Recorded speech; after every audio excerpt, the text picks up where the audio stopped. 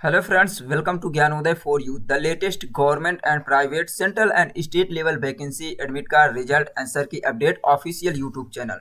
साथियों, आज आप सभी के लिए एक नई अपडेट देने वाले हैं जो कि यूनियन बैंक द्वारा रिलीज की गई वैकेंसी के बारे में है। साथियों, ये जो वैकेंसी रिलीज की गई जिसकी आपको जानकारी देने वाली है, ये एक सप्ताह पहले ही इसकी अपडेट जारी कर दी गई है और इसका ऑनलाइन एप्लीकेशन भी स्टार्ट हो चुका है। लेकिन जिन कैंडिडेट को अभी तक इसकी जानकारी नहीं है या जिन्होंने अभी तक फॉर्म नहीं अप्लाई किया है, उनके लिए ये बहुत ही नई अपडेट है और उनके लिए बहुत ही यूजफुल है। यदि एलिजिबल होंगे तो इसमें बहुत ही शानदार वैकेंसी है। कौन से पोस्ट के लिए है? स्पेशलिस्ट अफसर के लिए है और इसमें डिफरेंट डिपार्टमेंट द्वारा वैकेंसी रिलीज की गई है। लगभग 600 प्लस पोस्ट के लिए वैकेंसी रिलीज की गई है। तो चलिए फ्रेंड्स, टाइम ना वेस्ट करते हुए आपको जानकारी देते हैं कि कितने पोस्ट के लिए है, एलिजिबिलिटी क्राइटेरिया क्या है, सिलेक्शन प्रोसीजर कैसे है।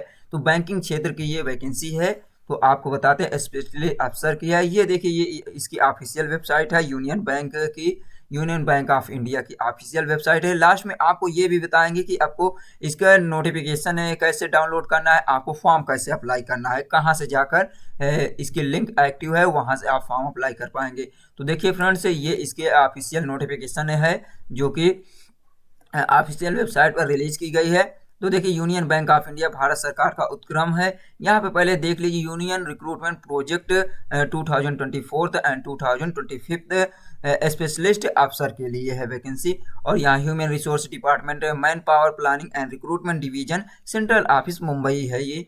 और union bank of India here in after called the bank a leading listed public sector bank with central office in Mumbai and having pan India as well as over areas presence. Invite online application for recruitment to the following post in a specialized segment। तो इसमें देखिए ये दिया हुआ है union bank द्वारा, ये है जिसका पब्लिक सेक्टर बैंक है फ्रेंड्स। ये दिया है ना, leading listed private sector bank. तो ये प्राइवेट सेक्टर बैंक है, सेंट्रल ऑफिस इसकी मुंबई में है। तो देखिए यहाँ पे कौन कौन से पोस्ट के लिए है, कितनी वैकेंसीज है, इसकी जानकारी देते हैं। बेसिक पे स्केल कितना है यहाँ देख सकते हैं। जैसे कि फर्स्ट नंबर दिए chief manager IT solution architect post के लिए 2 वैकेंसीज है। और ये ऑल ओवर इंडिया के है, इंडिया के आप कहीं से भी हैं आप फॉर्म अप्लाई कर सकते हैं। Chief manager IT quality insurance lead के लिए दिया हुआ है, 1 पोस्ट दिया हुआ है। सैलरी यहाँ पे देख सकते हैं दिया हुआ है। और देखिए यहाँ पे दिया हुआ chief manager IT service management expert के लिए 1 पोस्ट दिया हुआ है। चीफ मैनेजर दिया हुआ है एजिल मेथोडोलॉजी स्पेशलिस्ट के लिए 1 पोस्ट दिया है। सीनियर मैनेजर आईटी एप्लीकेशन है डेवलपर के लिए दिया हुआ है 4 पोस्ट। और यहाँ पे नेक्स्ट देखिए दिया हुआ senior manager IT reporting and ELT specialist monitoring and logging के लिए दिया हुआ टोटल 2nd पोस्ट दिया हुआ है और 2 पोस्ट। और सीनियर मैनेजर रिस्क के लिए टोटल जो वैकेंसी है 20 पोस्ट दिया हुआ है।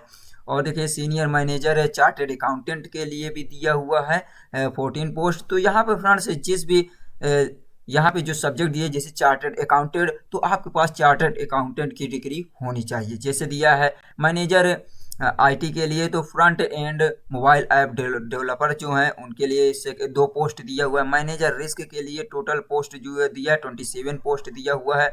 और वहीं पे देखिए नेक्स्ट मैनेजर क्रेडिट के लिए दिया हुआ है 371 पोस्ट। तो सबसे ज़्यादा पोस्ट कौन से है यहाँ? मैनेजर क्रेडिट के लिए दिया हुआ है 371 पोस्ट दिया है। मैनेजर इंटीग्रेटेड ट्रेजरी ऑफिसर के लिए 25 पोस्ट दिया हुआ है मैनेजर इंटीग्रेटरी के लिए। और देखिए नेक्स्ट दिया हुआ मैनेजर टेक्निकल ऑफिसर के लिए टोटल दिया है 19 पोस्ट है। असिस्टेंट मैनेजर इलेक्ट्रिकल इंजीनियर के लिए भी दिया हुआ है 2 पोस्ट है। असिस्टेंट मैनेजर सिविल इंजीनियर के लिए भी 2 पोस्ट दिया हुआ है। असिस्टेंट मैनेजर आर्किटेक्ट के लिए 1 पोस्ट दिया हुआ है और असिस्टेंट मैनेजर टेक्निकल ऑफिसर के लिए 30 पोस्ट दिया हुआ है। लास्ट देखिए दिया हुआ है असिस्टेंट मैनेजर फॉरेक्स के लिए दिया हुआ है 73 पोस्ट। तो इस प्रकार टोटल ग्रैंड टोटल जो वैकेंसीज रिलीज की गई है 606 पोस्ट दिया हुआ है। तो ये दिया था फ्रेंड्स। और यहाँ पे कैटेगरी वाइज भी डिवाइड किया गया है, जिस भी कैटेगरी से आप बिलोंग करते हैं यहाँ पे देख सकते हैं। SC ST OBC EWS unreserved के लिए दिया हुआ है टोटल यहाँ पे ये दिया हुआ। तो जैसे कि दिया हुआ है ये पोस्ट दिया हुआ है यहाँ पे दिया। और PWD कैंडिडेट के लिए भी दिया हुआ है तो नेक्स्ट देखिए कुछ जानकारी दिया है यहाँ पे, शेड्यूल्ड फॉर इवेंट। तो आपको यहाँ पे इवेंट या इंपॉर्टेंट डेट क्या है, start date, payment fee, intimation charge and submitting online application. तो यहाँ पे आपको एप्लीकेशन फ़ी, इंटीमेशन चार्ज और फॉर्म अप्लाई करने की स्टार्टिंग डेट जो थी 3 फरवरी 2024 है, यानी कि 3 फरवरी से एप्लीकेशन फॉर्म स्टार्ट हो चुका है। Last date for payment fees, intimation charge and submitting online application.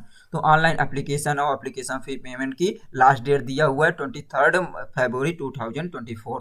तो आप 23 फरवरी तक इसमें फॉर्म अप्लाई कर सकते हैं। अब आपके पास ओनली 12 डेज का टाइम दिया गया है, लगभग एक सप्ताह 10 दिन 12 दिन तक का टाइम दिया हुआ है। एलिजिबिलिटी क्राइटेरिया आपके पास क्या होनी चाहिए, यहाँ पे देखिए एलिजिबिलिटी क्राइटेरिया आगे दिया हुआ है, टेबलेटेड किया गया है यानी टेबल में दिया हुआ है।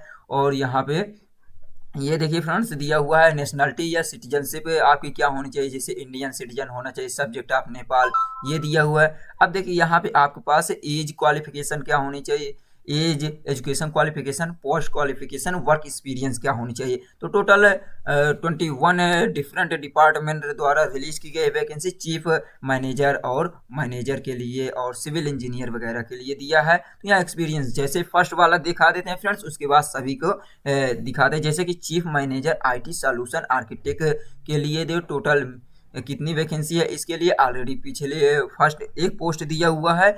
मिनिमम एज 30 साल दिया हुआ है 30 ईयर और मैक्सिमम एज 45 ईयर दिया हुआ है। इसमें एसेंशियल क्वालिफिकेशन क्या होनी चाहिए, BSc होना चाहिए, BSc या BE BTech degree in computer science. तो कंप्यूटर साइंस में आपके पास BSc डिग्री होनी चाहिए या इंजीनियरिंग डिग्री या बैचलर डिग्री टेक्निकल में होनी चाहिए, बैचलर कंप्यूटर साइंस से या कंप्यूटर साइंस एंड इंजीनियर से, इंफॉर्मेशन टेक्नोलॉजी से होनी चाहिए बैचलर डिग्री, और software engineer, electronic and communication engineering from university institution recognised by government of India, approved by government regulatory body, ये होनी चाहिए। या आपके पास फ्रेंड्स नेक्स्ट जो दिया हुआ है मास्टर डिग्री होनी चाहिए, मास्टर ऑफ कंप्यूटर एप्लीकेशन जिसे कहते हैं MCA from a university institution recognised by government of India, approved by government या रेगुलेटरी बॉडी से होनी चाहिए। या आपके पास और दिया है ऑप्शन MTech होना चाहिए, MSc होना चाहिए कंप्यूटर साइंस से, computer science, information technology, electronic and communication engineering from university institution recognised by government of India या approved by government of India. तो आपके पास मास्टर डिग्री इन सब्जेक्ट से रिलेटेड होनी चाहिए। और इसमें देखिए मिनिमम 60% मार्क्स होना चाहिए ग्रेजुएशन में, ये मैंडेटरी है। और जो PWD कैंडिडेट हैं, दिव्यांग कैंडिडेट के लिए 55% के लिए एलिजिबल है। डिजायरेबल प्रोफेशनल क्वालिफिकेशन आपके पास relevant certificate in Red Hat, OpenShift, AWS Azure या अदर क्लाउड प्लेटफॉर्म के आपके पास है तो भी आप प्रेफर कर सकते हैं। इसमें देखिए इस पे एक्सपीरियंस कितना होना चाहिए, work experience minimum 10 year experience of which 6 year of experience in domain is mandatory. तो देखिए आपके पास कम से कम 10 साल का एक्सपीरियंस होना चाहिए, जिसमें से 6 साल तो आपको डोमेन में एक्सपीरियंस होना चाहिए, मैंडेटरी है, आवश्यक है। डोमेन एक्सपीरियंस क्या होता है, जैसे कि दिया है must have good knowledge and experience of all aspect of IT platform. तो IT प्लेटफॉर्म से रिलेटेड जो एक्सपीरियंस होते हैं, नॉलेज होता है, उसे कहते हैं। जैसे कि from an architecture and design respective such as infra architecture, network architecture, security architecture, application architecture या स्टोरेज आर्किटेक्चर, बैकअप आर्किटेक्चर, या experience in micro service architecture, designing and implementing large scale financial platform and components, ये दिया हो। या आपके पास experience and familiarity with back end front end technology such as Java, React Native, Flutter, quiz, Rabbit MQ, ये दिया Kafka दिया है, एरो, स्पाइक, RBDM, ओरेकल, ये दिया है। और क्लास ये दिया है Cassandra, Mongo DB, cache, Redis, gateway, IBM। तो ये होना चाहिए, यानी कि आपके पास इसमें एक्सपीरियंस होना चाहिए। ये सब क्या दिया है, सॉफ्टवेयर है या एप्लीकेशन है, फॉर्मेशन के लिए है, इसका एक्सपीरियंस। और डिजायरेबल एक्सपीरियंस में दिया है जैसे experience with DevSec operating system, software pipeline, ये दिया कंटेनराइजेशन, प्लेटफॉर्म, ओपन सेफ्ट रिएसर दिया हुआ है, ये दिया कुबरनेट्स एंड क्लाउड प्लेटफॉर्म के लिए दिया, experience in continuous integration and continuous delivery pipeline, dev operation operating system software, agile methodology, automation tools, big data and analytics technologies, machine learning and artificial intelligent technology की experience. तो ये दिया था friends. इसी प्रकार आपको सभी पोस्ट में देखने को मिलेगी, जैसे कि अब आपको बता देते हैं chief manager IT quality insurance and lead के लिए एज लिमिट 30 to 45 दिया हुआ है। इसमें भी आपके पास ग्रेजुएशन होना चाहिए टेक्निकल क्षेत्र से या कंप्यूटर साइंस से होना चाहिए, और उसके साथ साथ आपके पास ग्रेजुएशन यानी कि बैचलर डिग्री हो या मास्टर डिग्री हो, इन्हीं सभी सब्जेक्ट से रिलेटेड होना चाहिए। एक्सपीरियंस इसमें भी 10 साल दिया है, जिसमें 5 साल डोमेन का मैंडेटरी दिया हुआ है।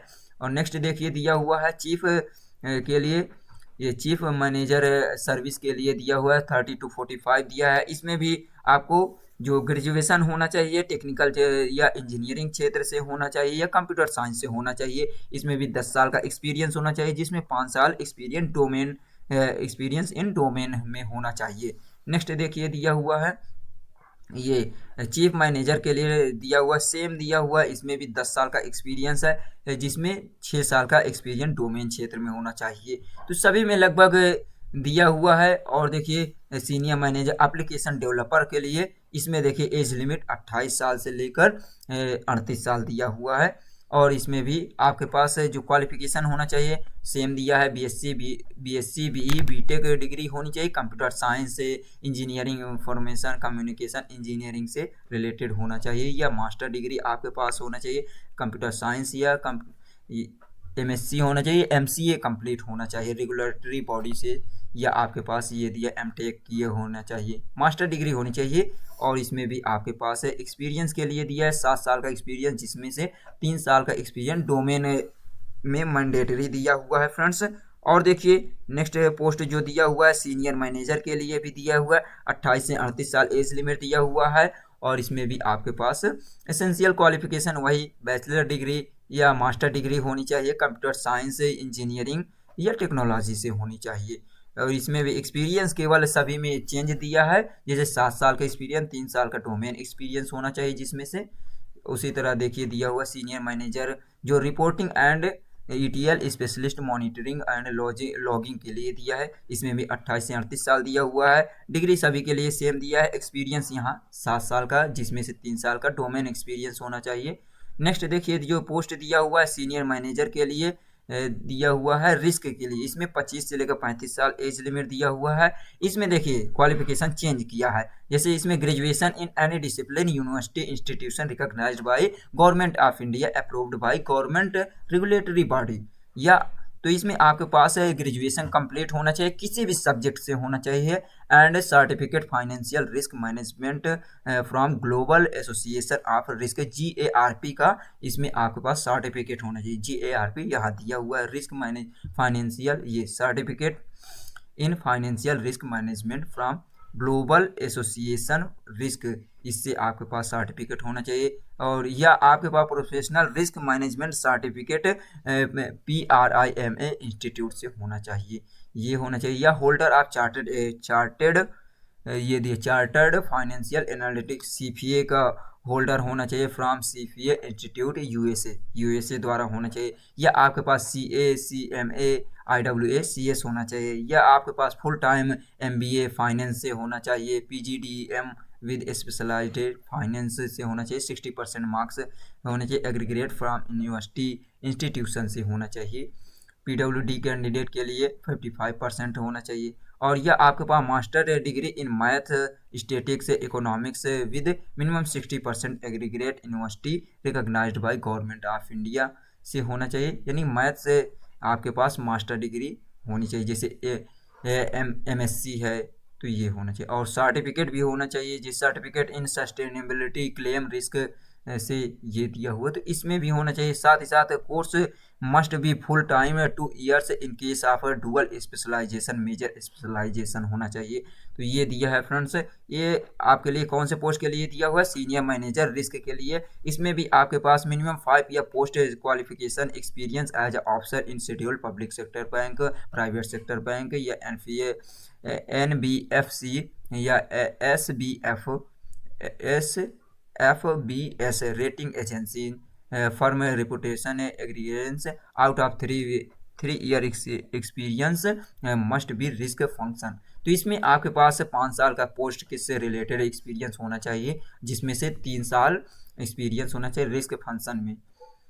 और देखिए यहाँ दिया है रिस्क फंक्शन है क्लासिफाइड एज रिस्क फंक्शन क्या होता है, जिससे role in bank, NPA, NBF, NCA, risk management department, credit processing department, इसमें आपके काम किए होने चाहिए। Role in rating agency, analytic firm, candidate, ये दिया है। तो फिर ये तो क्वालिफिकेशन सीनियर मैनेजर के लिए भी एज लिमिट 25 से 35 साल दिया हुआ है। इसमें आपके पास क्वालिफिकेशन होना चाहिए, चार्टर्ड अकाउंट होना चाहिए, यानी CA की डिग्री होनी चाहिए, IWS from institute by ICAL से होना चाहिए। 3 साल का इसमें पोस्ट क्वालिफिकेशन एक्सपीरियंस होना चाहिए रिक्वायर्ड और कवरिंग द फॉलोइंग एस्पेक्ट। तो 3 साल का एक्सपीरियंस जैसे कि accounting knowledge as a commercial account principle practice including financial, ये फाइनलाइज अकाउंट या फाइनेंशियल प्लानिंग एंड बजटिंग से होना चाहिए, tax law, income tax, TDG, GST, other employees related law, PF, NPF से ग्रेटिट्यूटी रूल एंड इंश्योरेंस, ये होना चाहिए। Next देखिए दिया हुआ है manager IT mobile app developer के लिए 25 से 35 साल दिया हुआ। एसेंशियल क्वालिफिकेशन सेम दिया हुआ है, BSc यानी कि BSc BE BTech होना चाहिए, कंप्यूटर साइंस या science and technology, information technology से होना चाहिए। 7 साल का एक्सपीरियंस होना चाहिए, जिसमें से 4 साल डोमेन एक्सपीरियंस होना चाहिए। नेक्स्ट देखिए फ्रेंड्स, इसमें दिया हुआ है और दिया हुआ है मैनेजर रिस्क 25 से 32 साल दिया हुआ है। इसमें ग्रेजुएशन किसी भी सब्जेक्ट से होना चाहिए या आपके पास सर्टिफिकेट होना चाहिए, फाइनेंशियल रिस्क मैनेजर ग्लोबल से GARP का सर्टिफिकेट होना चाहिए या professional risk management certificate from prima institute से होना चाहिए, होल्डर चार्टर्ड अकाउंट फाइनेंशियल से होना चाहिए। इसमें भी देखिए सेम दिया, और उसके बाद 2 साल का पोस्ट क्वालिफिकेशन होना चाहिए रिस्क फंक्शन और officer schedule public sector bank से। और दिया रिस्क फंक्शन जो यहाँ पे बताया गया है क्या चीज़ है, ये दिया हुआ है। नेक्स्ट देखिए दिया हुआ है यहाँ पे मैनेजर के लिए दिया हुआ है क्रेडिट के लिए, इसमें भी बैचलर डिग्री होनी चाहिए किसी भी सब्जेक्ट से, 60% मार्क्स होना चाहिए, और SC ST PWD और OBC के लिए 55% है तो भी चलेगा। यहाँ देखिए candidate having professional qualification like MBA, CA, CWI, CWA, ये होना चाहिए तो भी चलेगा। इसमें भी पोस्ट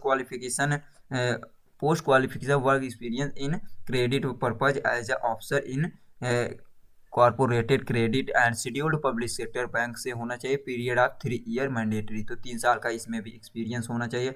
नेक्स्ट दिया हुआ है मैनेजर लॉ से रिलेटेड 26 से 32 साल दिया हुआ है एसेंशियल क्वालिफिकेशन, इसमें भी बैचलर डिग्री इन लॉ से होना चाहिए, लॉ विद मिनिमम 50% होना चाहिए।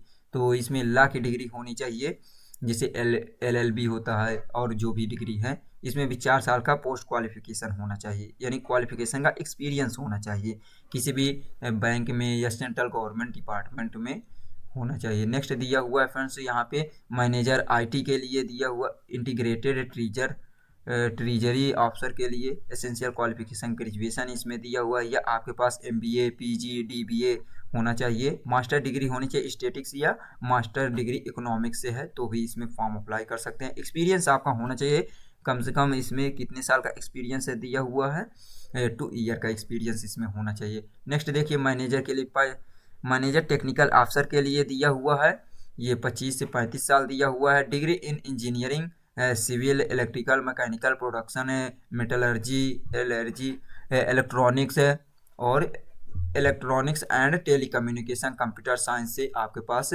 बैचलर डिग्री होनी चाहिए, यानी कि इंजीनियरिंग की डिग्री होनी चाहिए। 2 साल का पोस्ट क्वालिफिकेशन होना चाहिए, having knowledge various aspect setting industrial units backward at forward areas, तो ये दिया है। नेक्स्ट देखिए असिस्टेंट मैनेजर इलेक्ट्रिकल इंजीनियर के लिए दिया हुआ है, इसमें कोई भी एक्सपीरियंस नहीं मांगा हुआ है। सबसे अच्छी बात है ये पोस्ट जो असिस्टेंट मैनेजर इलेक्ट्रिकल के लिए दिया 20 से लेकर 30 साल है दिया है, एज लिमिट 22-30 ईयर, और इसमें आपके पास इंजीनियरिंग डिग्री होनी चाहिए, किससे इलेक्ट्रिकल इंजीनियरिंग 60% और mark in aggregate from university institution recognised by government of India. तो ये वैकेंसी भी आपके जो बीटेक डिग्री क्वालिफाइड है उनके लिए ये बहुत ही शानदार है। ये पोस्ट असिस्टेंट मैनेजर के लिए भी दिया हुआ है, सिविल इंजीनियर के लिए इसमें भी बीटेक डिग्री होनी चाहिए, सिविल इंजीनियरिंग से होनी चाहिए, और इसमें आपके पास कोई एक्सपीरियंस नहीं हो तो भी फॉर्म अप्लाई कर सकते हैं।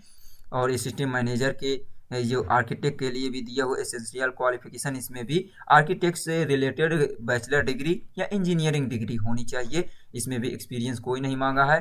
Candidate must have valid registration of council architect, तो आर्किटेक्ट काउंसिल से आपका रजिस्ट्रेशन होना चाहिए, वैलिड रजिस्ट्रेशन। नेक्स्ट देखिए दिया हुआ जो असिस्टेंट मैनेजर टेक्निकल के लिए दिया हुआ है, टेक्निकल के लिए 20 से age limit 20-30 year, degree engineering civil electrical mechanical production metallurgy से आपके पास होना चाहिए इंजीनियरिंग डिग्री, तो भी फॉर्म अप्लाई कर सकते हैं। असिस्टेंट मैनेजर फॉरेक्स के लिए दिया हुआ है 20-30 ईयर एज लिमिट है। एसेंशियल क्वालिफिकेशन जो होनी चाहिए graduation in any discipline instruction recognised by government of India 60%। तो इसमें ये जो दिया फॉरेक्स असिस्टेंट मैनेजर के लिए, इसमें आपके पास किसी भी सब्जेक्ट से ग्रेजुएशन है तो फॉर्म अप्लाई कर सकते हैं, लेकिन यहाँ पे और दिया full time regular MBA graduation होना चाहिए, साथ ही साथ और दिया है फ्रेंड्स यहाँ पे full time regular MBA PGDBA with specialisation in finance. तो आपके पास MBA की डिग्री होनी चाहिए, फाइनेंस से रिलेटेड होना चाहिए, इंटरनेशनल बिजनेस या ट्रेड से रिलेटेड होना चाहिए, इंस्टीट्यूट से होना चाहिए, और साथ ही साथ aggregate should be minimum 2 year यहाँ पे दिया हुआ है, तो 2 साल का कोर्स होना चाहिए। और दिया certificate course in forex conduct IIBF along with mention qualification will be preferred any other course in foreign exchange and from recognise institute will be also given preference. तो जिनके पास सर्टिफिकेट है उनको भी प्रेफरेंस दिया जा रहा है। यहाँ पे दिया हुआ है सभी का फुल फॉर्म दिया हुआ है, आप चेक कर सकते हैं यहाँ पे। नेक्स्ट देखिए फ्रेंड्स ये हुआ, अब देखिए आपको किस कैटेगरी के लिए कितना एज में रिलैक्सेशन दिया जा रहा है। SC ST को 5 साल की छूट दी जा रही है आयु में, OBC को 3 साल की, और PWD कैंडिडेट को 10 साल का छूट दिया जा रहा है, और एक्स सर्विसमैन के लिए 5 साल का छूट दिया जा रहा है। वहीं पे पर्सन अफेक्टेड बाई 1981 रिवॉर्ड्स, तो ये दिया है, इनके लिए 5 साल की छूट दिया जा रहा है। और देख लेते हैं फ्रेंड्स अब एप्लीकेशन फ़ी कितना इसमें आप सभी से रिक्वायर्ड किया जा रहा है। इसमें कैटेगरी वाइज एप्लीकेशन फ़ी लिया जा रहा है। प्रोबेशन पीरियड यहाँ पे देख लीजिए, the selected candidate will be probation period up to year of active service from the date of his her joining bank. तो इसमें आपको 2 साल तक प्रोबेशन पीरियड, यानी कि एक प्रकार से कहा जाए कि आपके परफॉर्मेंस चेक करने के लिए संविदा बेस्ड पे रहेंगे, लेकिन यहाँ पे आपको निकाला नहीं जाएगा, आप इसमें 2 साल तक इसमें रहेंगे। सैलरी भी बढ़िया मिलेगी, तो सैलरी अच्छी मिलेगी, 2 साल रखेंगे, उसके बाद आपको पूरी तरह से परमानेंट हो जाएंगे। सर्विस यहाँ दिए सर्विस आईडी ये इंडेमिनेटिव बॉन्ड, तो यहाँ पे आपको बॉन्ड में साइन भी करवाया जाएगा। इसमें 2,25,000 50,000 तक का बॉन्ड में आपको करना होगा, इसमें साइन करवाएंगे, या जो भी आपका वो होगा घोषणा पत्र होता है उसमें करना होगा। क्यों किया जाएगा, इसमें आपको 3 साल का इसमें बॉन्ड होता है, जिसमें 3 साल से पहले आप अगर छोड़ते हैं, नौकरी छोड़ते हैं सर्विस, तो आपको इतना चार्ज देना होगा, ये दिया हो। और सिलेक्शन प्रोसेस क्या है, इसमें सिलेक्शन प्रोसेस में 3 मेथड है। सिलेक्शन प्रोसेस में comprise online examination, group discussion और personal interview depending on the number of applicants eligible. The bank reserve the absolute the right decide to whether use for any these modes for selection notified. तो इसमें आपको इसमें देखिए computer based exam भी होगा, अगर नहीं होगा तो ग्रुप डिस्कशन होगा, और ग्रुप डिस्कशन नहीं होगा तो पर्सनल इंटरव्यू होगा। तो इस 3 मेथड से आपका इसमें सिलेक्शन होने वाला है। ऑनलाइन एग्जाम टेस्ट देखिए किस प्रकार होगा, for the post code 1 to 16, तो 1 से 16 तक जो पोस्ट कोड है असिस्टेंट मैनेजर या मैनेजर जो भी पोस्ट ऊपर दिया हुआ है उसमें आपको कितने क्वेश्चन देखने को मिलेंगे, किस प्रकार होगा। तो professional knowledge related relevant post के लिए कितने क्वेश्चन होंगे, 100 क्वेश्चन, 100 क्वेश्चन होंगे, एमसीक्यू टाइप के होंगे, ऑब्जेक्टिव टाइप के, जिसमें 200 मार्क्स होंगे।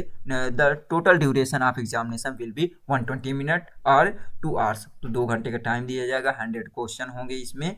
और देखिए उसके बाद जो दिया हुआ फॉर द पोस्ट कोड 17, 18, 19, 20, 21, तो यहाँ 17 से 21 तक के जो पोस्ट कोड के पोस्ट हैं उनके लिए देखिए टोटल जो क्वेश्चन होने वाले हैं 150 क्वेश्चन होगा, और इसमें 200 मार्क्स के होंगे, यानी कि 200 मार्क्स होंगे। कौन कौन से सब्जेक्ट से रिलेटेड क्वेश्चन होंगे, जैसे कि क्वांटिटेटिव एप्टीट्यूड से 20 क्वेश्चन होंगे, रीजनिंग से 50 क्वेश्चन होंगे, और प्रोफेशनल नॉलेज यानी कि जिस पोस्ट के लिए उसमें प्रोफेशनल नॉलेज से रिलेटेड 50 क्वेश्चन होंगे, इंग्लिश लैंग्वेज से 25 क्वेश्चन होंगे। इस प्रकार 150 क्वेश्चन होंगे, 200 मार्क्स होंगे। और देखिए फ्रेंड्स यहाँ पे ये दिया हुआ है the about test except the test English language will be available bilingual Hindi and English. तो हिंदी और इंग्लिश में देखने को क्वेश्चन मिलेगा। और कोई जानकारी अगर डीपली चाहिए तो यहाँ पे आपको कॉल लेटर जैसे डाउनलोड करना है, union bank of India .co.in इस पे विजिट करना होगा फ्रेंड्स। यहाँ से आपको और जानकारी मिलेगी। पेनाल्टी फॉर रॉन्ग आंसर, आपको पेनाल्टी या नेगेटिव मार्किंग क्या रहेगी, 1/4 यहाँ पे रहेगी, 0.25 या 50% मार्क्स यहाँ पे रहेगा, तो 1/4 इसमें आपको नेगेटिव मार्किंग देखने को मिलेगा। पर्सनल इंटरव्यू जो होने वाला है वो भी इसमें 100 मार्क्स के होंगे। पर्सनल इंटरव्यू, ग्रुप डिस्कशन भी होगा इसमें, ये दिया है ग्रुप डिस्कशन है, ये दिया है maximum marks group discussion will be 50 and minimum qualification marks 25 general के लिए दिया, एंड 22.5 रिजर्व कैटेगरी SC/ST के लिए दिया हुआ है। फाइनल सिलेक्शन किस बेस्ड पे होगा, फाइनल सिलेक्शन वही ऑलरेडी आपको बताया जा चुका है कि ऑनलाइन एग्जाम होगा, अगर नहीं होगा तो पर्सनल इंटरव्यू होगा, ग्रुप डिस्कशन होगा, इसमें से फाइनल मेरिट लिस्ट तैयार की जाएगी। नेक्स्ट देखिए यहाँ पे आपको सेंटर कहाँ कहाँ देखने को मिल सकता है। दिल्ली, ऑल ओवर इंडिया का बताया कि ये वैकेंसी है दिल्ली, चंडीगढ़, गुवाहाटी, लखनऊ, कोलकाता, पटना, भुवनेश्वर, हैदराबाद, बेंगलुरु, चेन्नई, भोपाल, मुंबई और अहमदाबाद, गांधीनगर, कहीं भी आपको देखने को मिलेगा जहां से आप फॉर्म अप्लाई किए होंगे। फॉर्म अप्लाई करने के लिए आपको union bank of India .co.in पर विजिट करना होगा, वहाँ पर रिक्रूटमेंट सेक्शन पे जाना होगा, करियर ओवरव्यूज लिंक पे करना होगा क्लिक, उसके बाद आगे की जो होगी। और देखिए आगे देख लेते हैं। अब इसमें आपको फॉर्म अप्लाई करने के लिए एप्लीकेशन फ़ी कितना देना होगा और जानकारी आगे की देखते हैं। और देखिए यहाँ पे फॉर्म अप्लाई करने के लिए क्या करना है, डिटेल गाइडलाइन प्रोसीजर दिया है। पहले आपको रजिस्ट्रेशन करना होगा, फिर पेमेंट फ़ी करना होगा, फिर photograph, signature, left thumb, hand written declaration, scan and upload detail करना होगा, उसके बाद फाइनल सबमिट करना होगा। देखिए एप्लीकेशन फ़ी कैटेगरी वाइज दिया हुआ है, जैसे जनरल, EWS, OBC के लिए 850 रुपये, उसके साथ साथ इंक्लूसिव ऑफ GST, इसमें GST भी इंक्लूड है। और देखिए SC/ST के लिए 175 रुपये एप्लीकेशन फ़ी पेमेंट करना होगा। Bank transaction charge, online payment application fee, intimation charge will have borne by the candidate. तो इसमें जो भी बैंक चार्ज होगा वो आपको खुद से ही होगा। एप्लीकेशन प्रोसीजर आपको बता दिए हैं कि यहाँ पे विजिट करना होगा, ये कुछ प्रोसीजर दिया हुआ है, इस पे क्लिक करेंगे, ये दिया है ऑफिशियल वेबसाइट www.unionbankofindia.co.in, उसके बाद रिक्रूटमेंट सेक्शन। चलिए अब आपको बता देते हैं कैसे फॉर्म अप्लाई करना है फ्रेंड्स। एप्लीकेशन फ़ी के लिए आप credit card, debit card, net banking के माध्यम से कर सकते हैं, ये सब आप देख सकते हैं, दिया हुआ कुछ इंस्ट्रक्शन दिया हुआ है। तो अब चलिए बैक चलते हैं फ्रेंड्स, और उसके बाद जैसे कि आपको union bank of India .co.in पर विजिट करेंगे, टाइप करने के बाद किसी भी सर्च इंजन पे, गूगल है, एज है, किसी भी से आने के बाद इस प्रकार आपको देखने को मिलेगा इंटरफेस। जैसे यहाँ पे आएंगे आपको नीचे स्लाइड करते हुए आना है, नीचे स्लाइड करते हुए आने के बाद आपको रिक्रूटमेंट सेक्शन ये दिया हुआ है लोगो, यहाँ पे आपको क्लिक करना है। जैसे यहाँ पे क्लिक करेंगे फ्रेंड्स, एक नया पेज ओपन होगा।